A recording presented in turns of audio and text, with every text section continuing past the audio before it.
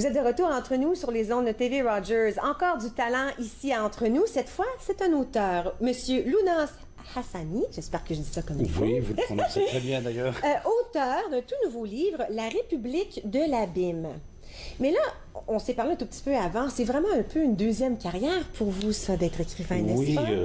Oui, disons que c'est la passion première. Ah, mais oui. Actuellement, je travaille comme enseignant dans une école franco-ontarienne.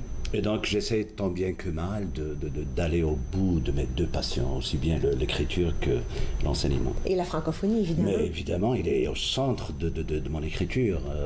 Agrandir l'espace et aller au-delà des frontières, partager, aller au-delà de l'identité. Oui. L'altérité est un sujet central dans mon écriture.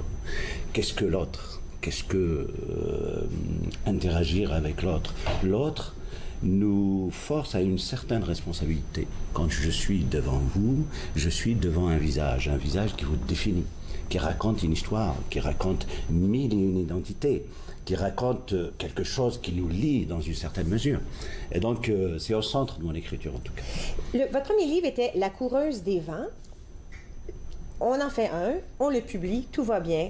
Quelle est la démarche quand on commence le deuxième livre? Est-ce qu'on se sent mieux préparé quand on commence le deuxième bouquin? À vrai dire, La République de l'Abîme, c'est mon premier manuscrit. Ah! Et comme le sujet, j'allais dire, est d'une actualité brûlante, moi je remercie mon édition pour avoir quelque part le courage de l'avoir publié, parce que il m'a été refusé par pas mal d'éditions. Ah oui, hein? Et parce qu'il traite d'une question actuelle, très actuelle, qui est l'islam politique notamment dans le monde, qui est en train de redéfinir, comme n'importe quel fanatisme, une certaine vision du monde.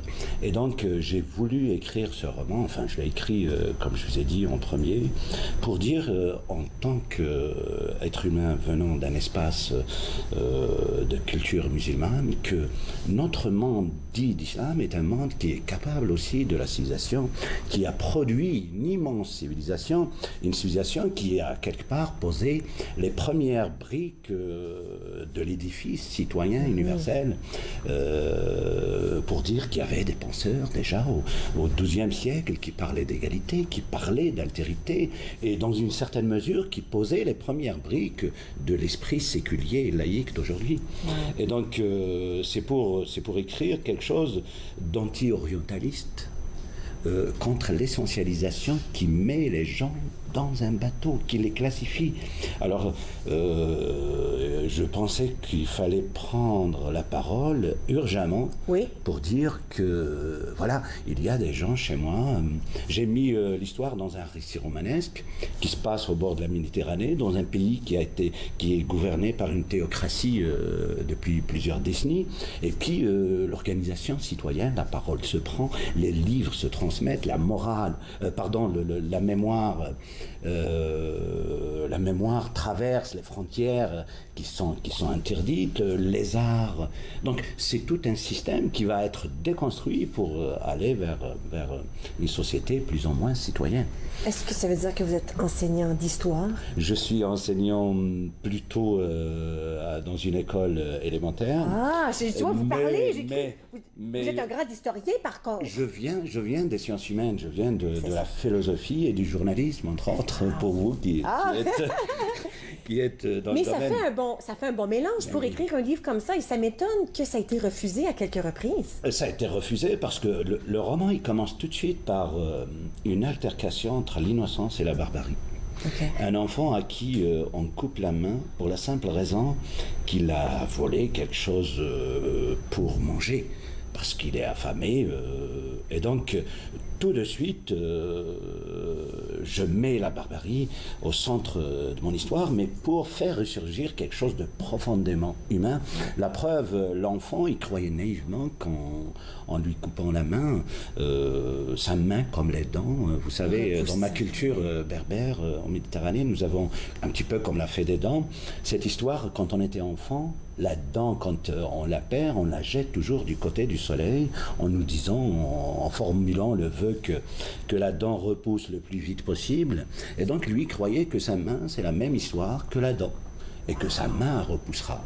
Et donc ça commence tout de suite avec ça. L'histoire commence tout de suite. Avec ça, Et puis l'histoire s'enchaîne autour de personnages qui font appel à des mythes, qui font appel à une histoire qui a été bannie, qui font appel à un islam ancestral qui a été banni aussi parce qu'il y a un imam d'un islam, l'islam de ma mère, l'islam de mon père, l'islam de la tolérance, l'islam de Cordoue, l'islam de l'Andalousie, qui est dans une certaine mesure banni, remplacé par une vision totalitaire du monde. Je vous garde avec moi. On va une dernière petite pause. Je vous garde avec moi jusqu'à la fin, d'accord? Okay, restez avec moi. OK, on revient dans un petit moment.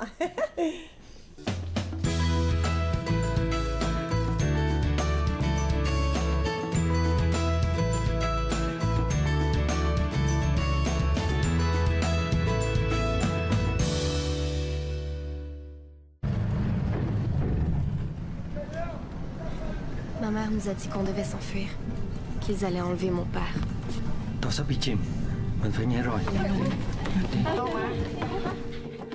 Si mes parents avaient peur, ils nous l'ont toujours caché.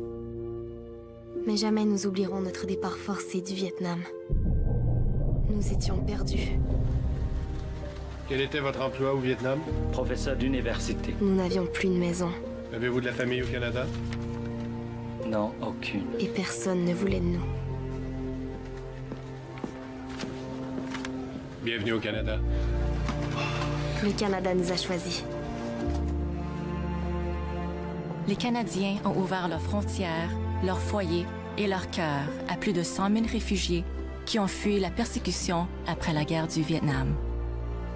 Nous étions enfin chez nous. Cette semaine, à l'émission Court Circuit, on rencontre l'artiste Yao qui nous parle de la création de son album Lapsus et de ses spectacles à travers le monde.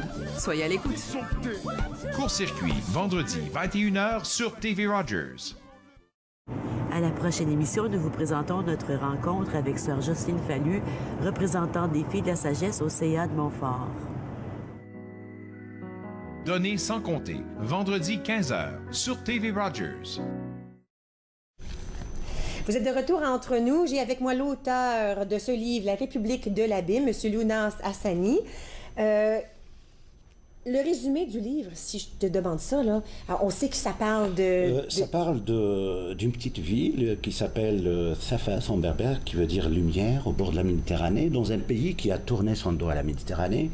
Et puis, 3 jeunes chômeurs qui se retrouvent soudainement au centre d'un questionnement intense. Qu'est-ce qu'il faut faire pour déconstruire tout ça?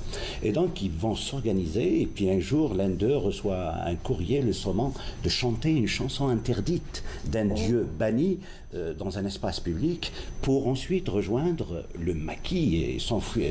Le maquis qui est un village mythique, le village des poètes. Et c'est à partir de là que se construit l'histoire. Grosso modo... Oui, il faut le lire. Ça a l'air tellement intéressant parce que c'est quelque chose qu'on peut vivre à travers ton livre, parce que c'est pas notre vécu en temps ordinaire. Il faut dire à tous les gens que ça se trouve déjà en librairie, il vient tout juste d'apparaître.